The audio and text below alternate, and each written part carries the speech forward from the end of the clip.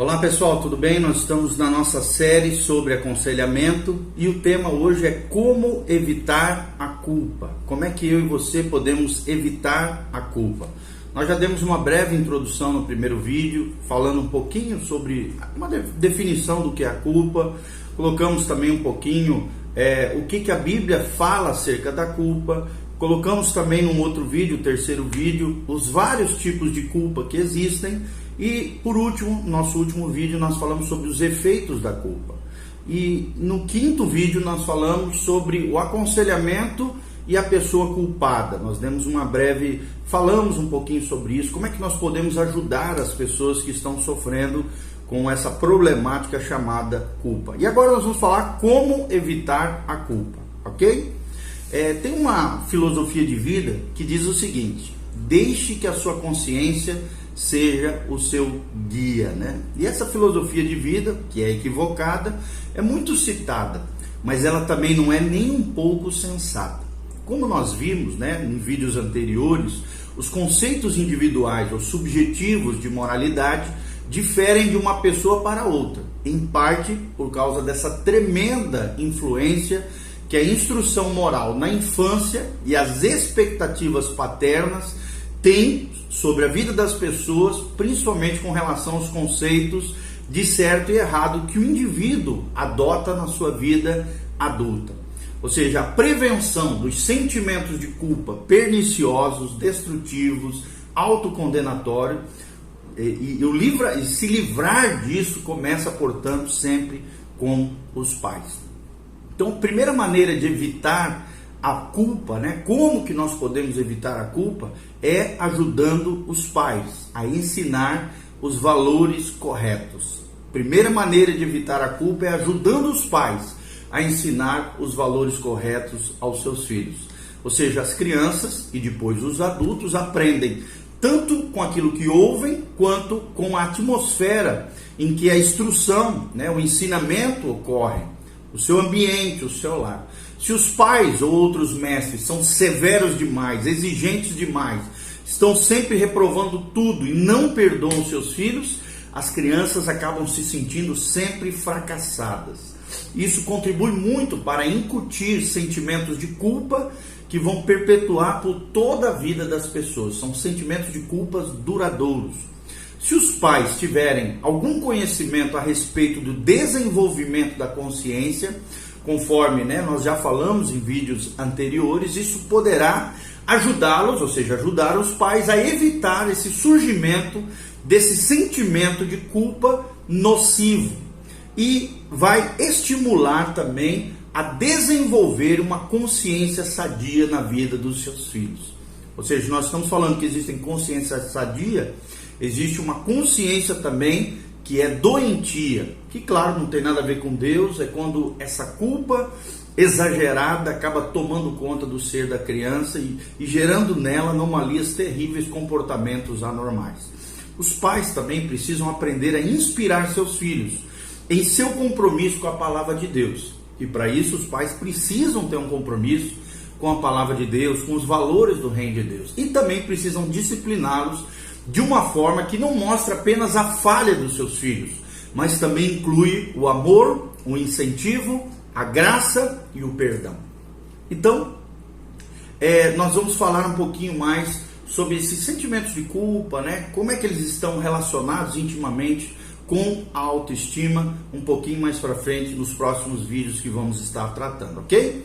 Segunda maneira de evitar a culpa é ajudando as pessoas a encontrar valores corretos. Além de nós ajudarmos os pais a ensinar valores corretos aos seus filhos e a criar um ambiente saudável para eles, sensibilizando as suas consciências com base na palavra de Deus, nós precisamos ajudar as pessoas a encontrar valores e valores que sejam espirituais, valores que sejam eternos.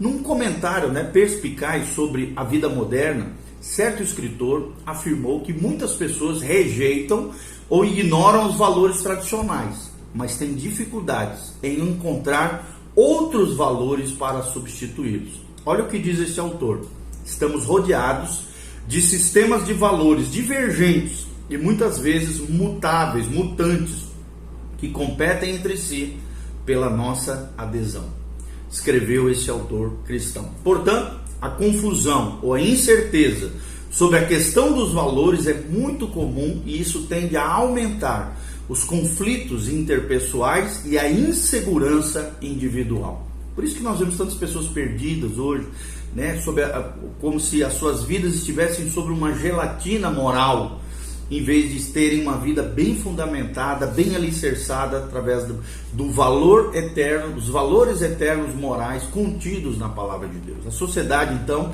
pode ser sim a maior responsável pela criação da confusão moral e a incerteza ética que muitos dos nossos aconselhandos, né, pessoas que nós estamos ajudando, que estão sofrendo com a culpa, enfrentam. Mas a igreja também compartilha dessa confusão de valores. Infelizmente, muitas igrejas despreparadas, muitas igrejas que ensinam valores mundanos, né, tem até contribuído, muitas igrejas, infelizmente, dentro dessas filosofias humanistas, desses ensinamentos equivocados e às vezes até contrários, heréticos à palavra de Deus, tem contribuído com a confusão na mente das pessoas.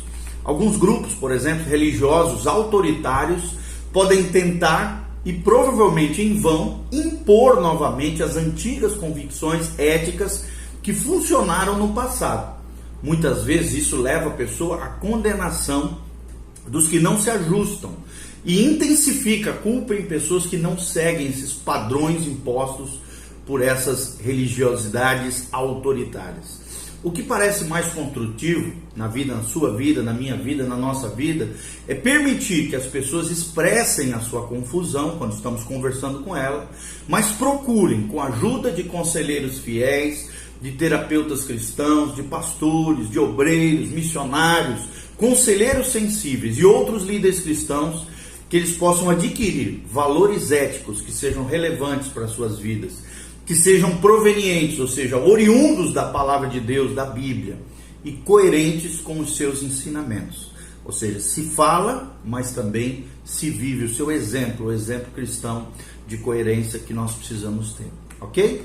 Terceira maneira de nós evitarmos a culpa é ajudando os membros da igreja a compreender os valores do reino de Deus. Vou repetir, terceira maneira de nós ajudarmos as pessoas a evitarem a culpa é ajudando os membros da igreja do Senhor a compreender a importância desses valores do reino de Deus. Ou seja, os membros da igreja devem receber ajuda para entender os elevados padrões de moralidade de Deus, contidos na Bíblia. Todo crente deve entender que Deus compreende as nossas vulnerabilidades, as nossas fraquezas. Quando caímos, Ele sempre está pronto a nos perdoar graciosamente. Procure também mostrar a diferença entre sentimento de culpa e tristeza construtiva. São duas coisas bem diferentes. De um lado, sentimento de culpa, que é um fardo penoso na vida das pessoas. E do outro lado, uma tristeza construtiva. É o que Paulo chama lá em Coríntios de tristeza segundo Deus. É sempre bom também incentivar as pessoas a examinar seus níveis de exigência em relação a si mesmas e seus conceitos de certo e de errado, procurando sempre descobrir se são impraticáveis ou se estão em desacordo com a Bíblia Sagrada ou com a Palavra de Deus. Lembre sempre as pessoas de que há boas maneiras de aprender sobre o perdão: experimentá-lo e praticá-lo. E se os membros da igreja pedirem a ajuda de Deus para perdoar uns aos outros, a amargura e a recusa em entender ou aceitar o perdão de Deus irão diminuir. Então, finalmente, resta a questão da obediência. O ABCD do crente é obedecer.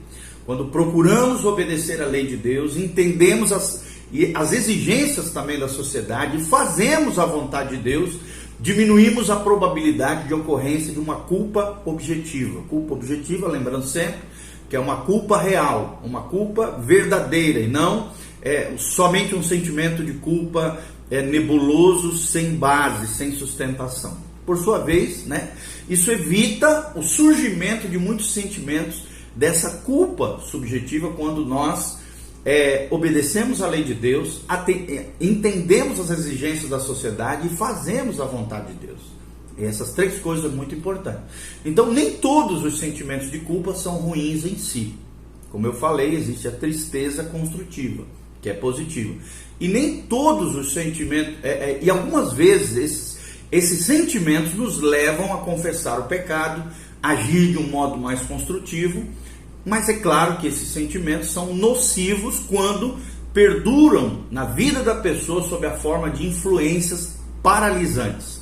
São esses sentimentos de culpa perniciosos que queremos evitar e eliminar da nossa vida. O que nós podemos concluir depois desse longo estudo sobre a questão da culpa?